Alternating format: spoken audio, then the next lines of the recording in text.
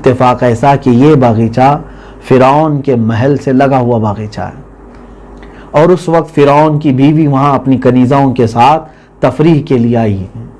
جب صندوق بہتا ہوا ندی کے کنارے پہنچا تو اس وقت فرعون کی بیوی نے کہا کہ دیکھو اس صندوق میں کیا ہے۔ کنیزوں نے اٹھایا، دیکھا ایک بالکل حسین و جمیل خوبصورت بچہ ہے، اٹھا کر کے لائی، بچہ ہے اس کے اندر۔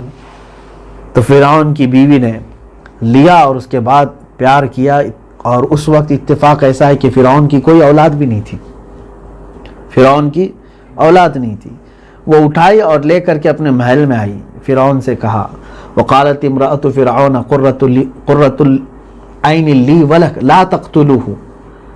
فرعون نے کہا کہ یہ بچہ کہاں سے آ گیا ہمارے گھر میں، مار ڈالو اس کو، قتل کر دو۔ تو اس نے کہا، بیوی نے کہا مت قتل مت کرو، ہو سکتا ہے تمہاری اور میری آنکھوں کی ٹھنڈک کا ذریعہ بن جائے یہ، عسیٰ ان ینفعنا او نتخذہ ولدا، اس سے ہم کوئی فائدہ اٹھائیں گے، یہ ہمارا بچہ رہے گا اور ہم اس کو بیٹا بنا لیں گے۔ فرعون اپنی بیوی کی بات مان لیا اور موسیٰ علیہ السلام کو اپنے محل میں رکھ لیا بیٹا بنا کر کے۔ اندازہ کریں جس خوف سے یہ ہلاک کر رہا ہے، جو بچہ آ کر کے سلطنت کو اس کے ہلاک کرنے والا تھا، وہ بچہ کوئی اور نہیں، کون ہے؟ موسیٰ علیہ السلام ہے۔ لیکن رب تبارک و تعالیٰ اسی کے محل میں موسیٰ علیہ السلام کو پہنچا دیا۔ اس کے بعد نظام قدرت اور میں آپ کو بتاؤں کس انداز سے، کہ فرعون نے اعلان کر دیا کہ شاہی گھرانے میں ایک بچے کی پرورش ہو رہی ہے۔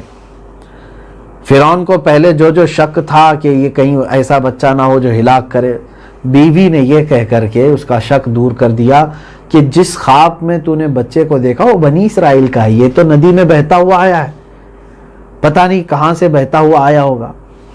خیر، حضرت موسیٰ علیہ السلام کی اب دودھ پلانے کا مسئلہ آیا۔ اللہ تعالیٰ فرماتا ہے وَحَرَّمْنَا عَلَيْهِ الْمَرَاضِعَ مِن قَبْلِ، دایائیں آئیں دودھ پلانے والی جو دودھ پلا سکتی تھیں، لیکن موسیٰ علیہ السلام نے کسی بھی دایا کا دودھ نہیں پکڑا پورے دن۔ قرآن کہہ رہا ہے ہم نے ساری دایائیں ان کے لیے حرام کر دی تھیں موسیٰ علیہ السلام پر، کسی دایا کا دودھ آپ نہیں پی رہے تھے۔ موسیٰ علیہ السلام کی بہن وہاں پر قریب میں تھی، انہوں نے کہا موسیٰ علیہ السلام کی بہن نے شاہی لوگوں سے کہ میں ایک عورت کو جانتی ہوں جس کا دودھ ہر کوئی بچہ پی لیتا ہے، اس دایا کو اگر آپ کہیں تو میں بلاتی ہوں۔ کہا کہ ٹھیک ہے، اس کو بھی ایک ٹرائی کر کے دیکھ لیا جائے۔ شہر کی بڑی بڑی جو مشہور خواتین ہیں بچوں کے پالنے میں، دایا بننے میں، وہ سب آ کر کے چلی گئیں، تم بتاؤ کون سی دایا ہے۔ تو موسیٰ علیہ السلام کی بہن اپنی ماں کو لے کر کے آئی، دایا بنا کر کے لے کر کے آئیں۔ تو آپ کی گود میں جب دیا گیا تو موسیٰ علیہ السلام نے اپنی ماں کا دودھ لیا اور پینا شروع کر دیا۔ یہ ہے نظام قدرت۔ اللہ رب العزت کہاں پرورش فرما رہا ہے، جبکہ دوسرے سارے بچوں کو وہ قتل کر رہا ہے، اور جس بچے کے متعلق اس نے خواب دیکھا وہ اسی کے محل میں پرورش پا رہے ہیں۔ اور ایسا نہیں کہ فرعون کے گھر میں کسی اور دایا کا دودھ پی کر کے، بلکہ اللہ تعالیٰ انہیں خود ان کی ماں کا دودھ پلا کر کے پال رہا ہے۔ اللہ کریم ہے، جب وہ تدبیر فرماتا ہے تو ساری دنیا کی تدبیریں دھری کی دھری رہ جاتی ہیں۔ ہوا بھی ایسے کہ آپ کی پرورش ہوتی رہی، موسیٰ علیہ السلام کی ماں نے خود ان کو دودھ پلایا، وہ بھی شاہی محل میں۔ جب آپ کی عمر مبارک 1 سال کی یا 2 سال کی تھی تو فرعون اور اس کی بیوی بیٹھے تھے دسترخوان پر۔ موسیٰ علیہ السلام نے فرعون کے چہرے کو پکڑا اور زوردار تماچا مار دیا اس کو۔ بادشاہ اعظم اس کو کہا جاتا تھا اس وقت، اس کے سامنے لوگ سر جھکاتے تھے، سجدے کرتے تھے، اور بہت ہی رعب دبدبا تھا اس کا۔ لیکن پہلی مرتبہ کسی نے تماچا جڑ دیا چہرے پہ، غصہ آ گیا اس فرعون کو۔ اس نے کہا اے میری خاتون، میں نہیں کہتا تھا کہ یہ بچہ کچھ مجھے عام سا بچہ نہیں لگتا ہے، کہیں یہی بچہ میری ہلاکت کا سبب تو نہ بن جائے۔ تو خاتون نے کہا نہیں، یہ صرف تمہارا وہم ہے، وہ تو بچہ ہے، نہ سمجھی میں ہو سکتا ہے ایسا کچھ کر گیا ہو۔ فرعون کہتا ہے نہیں، مجھے اندازہ ہے کہ اسے سب سمجھ ہے، وہ سب سمجھ سکتا ہے۔ تو پھر امتحان لیا گیا ایک خاتون یعنی فرعون کی بیوی اور فرعون کے درمیان یہ معاملات چلنے لگے تو فرعون کی بیوی نے کہا کیوں نہ ہم اس بچے کا ٹیسٹ لے لیں، کہ امتحان لے لیں، تم کہتے ہو یہ بہت سمجھ کر کے تمہیں مارا ہے، میں کہتی ہوں نہیں۔ تو ایسا کرتے ہیں، ایک برتن میں انگارے لے آئیں، کوئلے گرم لال، اور ایک برتن میں پھول لے آئیں، چونکہ بچے عموماً لال چیز کو پکڑتے ہیں، لال چیز کو۔ اگر بچہ پوری طور پر سمجھدار ہے تو وہ آگ کی طرف نہیں جائے گا، وہ پھول اٹھا لے گا، اور اگر نہیں سمجھ ہے تو اس کا مطلب ہے وہ آگ بھی پکڑ سکتا ہے۔ ایک برتن میں آگ اور ایک برتن میں پھول لا کر کے رکھے گئے۔ موسیٰ علیہ السلام کی عمر اس وقت غالباً 1 سال یا 2 سال کے بیچ میں ہے۔ تو حضرت موسیٰ علیہ السلام وہ اللہ کے نبی ہیں، کیسے نہیں سمجھ ہو سکتی؟ اللہ تبارک و تعالیٰ اپنے نبیوں کو کامل عقل دے کر دنیا میں بھیجا ہے، کامل عقل ہوتی ہے۔ موسیٰ علیہ السلام کا ہاتھ جب پھولوں کی برتن کی طرف جا رہا تھا، روایت میں ہے جبرائیل امین علیہ السلام آئے اور ان کا ہاتھ پکڑ کر آگ میں ڈھکیل دیا، آگ میں لگا دیا۔ حضرت موسیٰ علیہ السلام نے آگ کی وہ ڈلی اٹھائی، کوئلہ اٹھایا اور اپنے منہ کی طرف لے گئے، جس سے ان کے منہ میں اور زبان بھی جل گئی تھوڑی سی۔ یہ خدا کی مصلحت تھی۔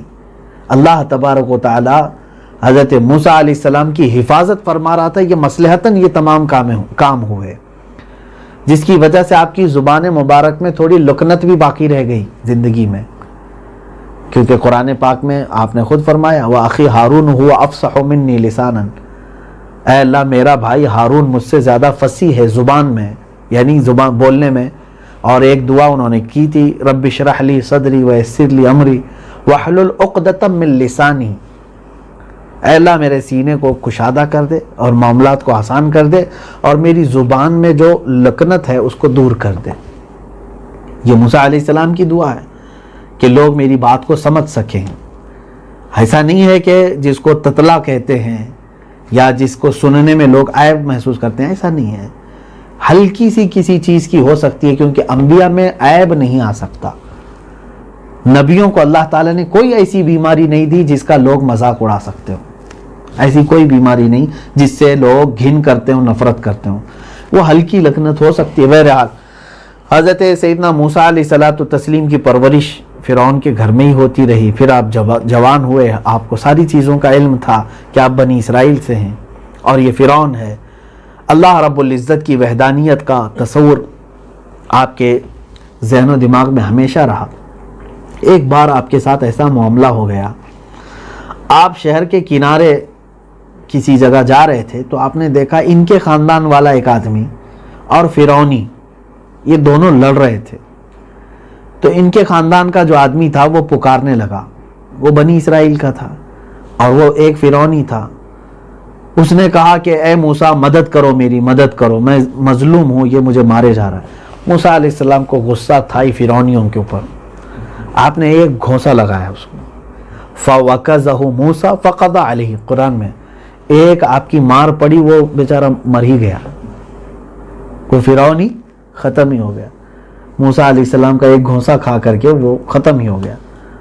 حضرت موسیٰ علیہ السلام کو افسوس ہوا کہ یہ کیسا کام ہو گیا مجھ سے ایک آدمی قتل ہو گیا۔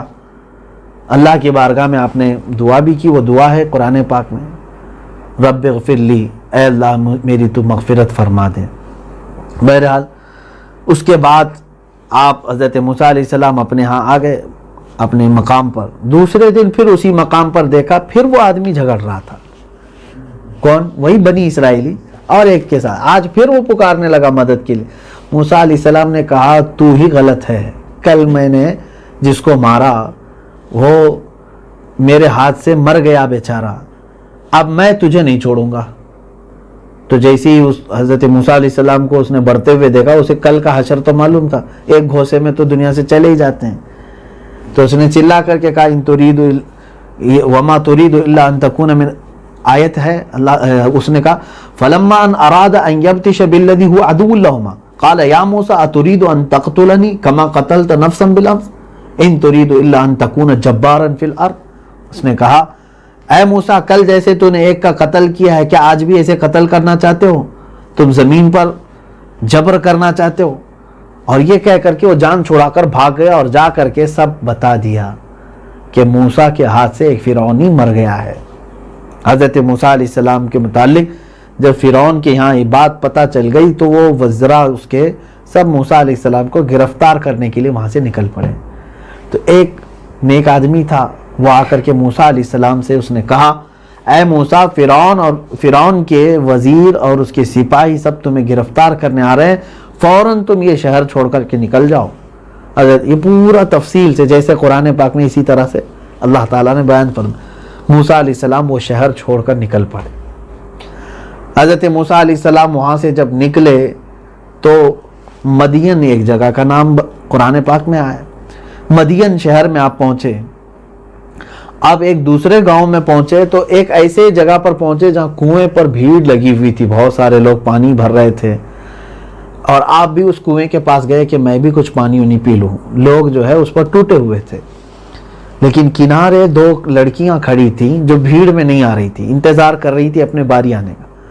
تو موسیٰ علیہ السلام بھیڑ کو ہٹا کر کے گئے اور ڈول سے پانی انہوں نے نکالا، مضبوط تھے اس وقت، جوان طاقتور تھے، پانی نکالا، اور وہ جو بیچاری دور کھڑی لڑکیاں تھیں ان کو آپ نے پانی پلایا، خود بھی پیا اور ان دونوں لڑکیوں کو پانی بھر کے بھی دیا، مدد کیا۔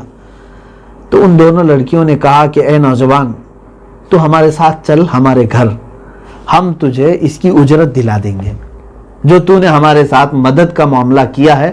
ہمارے باپ بہت اچھے آدمی ہیں، بہت سخی آدمی ہیں، تمہیں اس کی اجرت دے دیں گے۔ حضرت موسیٰ علیہ السلام ان کے پیچھے چلتے رہے۔